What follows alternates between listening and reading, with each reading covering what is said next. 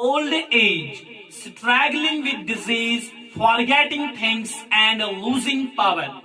بوڑھاپا عمر کا وہ حصہ ہوتا ہے جب انسان کو چیزیں بھولنا شروع ہو جاتا ہے اور بیماریاں لگ جاتی ہے، عقل زائل ہونا شروع ہو جاتی ہے. How we can maintain high intelligence level in old age. کیا کوئی ایسا طریقہ، کیا کوئی ایسا ذریعہ ہے کہ عمر زیادہ ہو جائے لیکن ایسی کیفیت نہ ہو، دانائی باقی رہے اور لاچاری بھی نہ ہو؟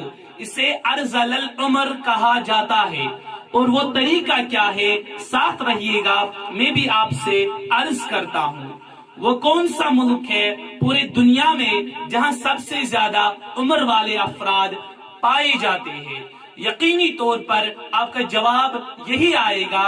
نمبر 3 پر آئرلینڈ، نمبر 2 پر جرمنی اور نمبر 1 پر جاپان. یاد رکھیے، جب کوئی انسان 100 سال کا ہو جاتا ہے اسے سینٹینیرین کہا جاتا ہے، اور جو انسان 110 سال کا ہو جائے اسے سپر سینٹینیرین کہا جاتا ہے. 2016 میں ایک اندازے کے مطابق پورے دنیا میں 4,51,000 سینٹینیرین پائے گئے، یعنی 100 سال کی عمر والے افراد پائے گئے. For 2050 it is projected to be 36 lakh centenarian. یعنی 2050 تک 100 سال کی عمر والے افراد کی تعداد ہو سکتا ہے 36 لاکھ. دنیا میں بہت سے ملک ایسے بھی ہیں جہاں کوئی 100 سال کا ہو جائے تو اسے اسپیشل سرٹیفکیٹ سے نوازا جاتا ہے. ہاں، اگر انڈیا یا پاکستان کی بات کی جائے، یہاں پر یوتھ بلج یعنی نوجوانوں کی تعداد زیادہ ہے. اور یہ جو ریٹائرمنٹ کی عمر ہے یہ بھی مختلف ملکوں میں مختلف پایا جاتا ہے. کہیں پر 57، کہیں پر 67 اور کہیں پر 65. اور ریٹائرمنٹ کا کنسپٹ بھی یہی ہے، life style choices catches upon you. یعنی ساری زندگی انسان نے جو کام کیے، تمباکو نوشی کی، کھانے میں بے احتیاطی کی، آرام طلب اندازے سے زندگی گزاری، اور ان چیزوں سے ایک انسان کے صحت پر مضر اثر پڑتا ہے اور وہ انسان کسی قسم کے کمائی کے لائق نہیں رہتا، کیونکہ اس کی انرجی، اس کی صلاحیت، اس کی پاور، اس کے پوٹینشل میں کمی آ جاتی ہے.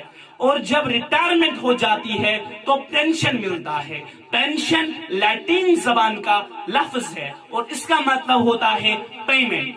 آئیے اس بات کی طرح کہ انسان کی عمر زیادہ ہو جائے لیکن اس کی عقل سلامت رہے، طریقہ کیا ہوگا؟ حدیث شریف کے الفاظ ہے اور بعض لوگ اسے حضرت اکرمہ کا قول کہتے ہیں کہ جو شخص قرآن پڑھتا رہے گا، قرآن مجید پہ غور و فکر کرتا رہے گا اور قرآن پر عمل کرتا رہے گا، وہ ارذل العمر تک نہیں پہنچے گا.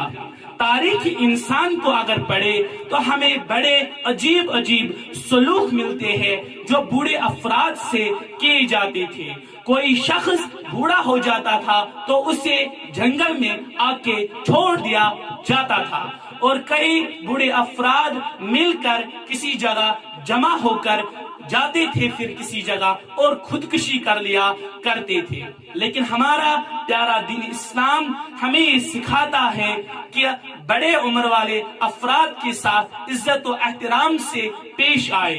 حدیث شریف میں ہے، ایک شخص نے دربار رسالت میں آ کر حضرت محمد صلی اللہ علیہ وسلم کو عرض کیا، جناب محمد صلی اللہ علیہ وسلم، میرے کھانے پینے اور پہننے میں کمی آ رہی ہے، میں اکنامک لحاظ سے کافی پیچھے جا رہا ہوں. میرے نبی صلی اللہ علیہ وسلم نے ارشاد فرمایا، تم ضرور کسی بوڑھے کے آگے چلے ہوں گے، اور یہ اسی کی نعوست ہے. خاص طور پر جب والدین بوڑھے ہو جائے، یہ اولاد کے لیے ایک امتحان ہوتا ہے. اللہ رب العزت سے یہی دعا ہے کہ ہمیں دنیا اور آخرت کی تمام امتحانات کی میں سرخ روحی عطا فرمائے.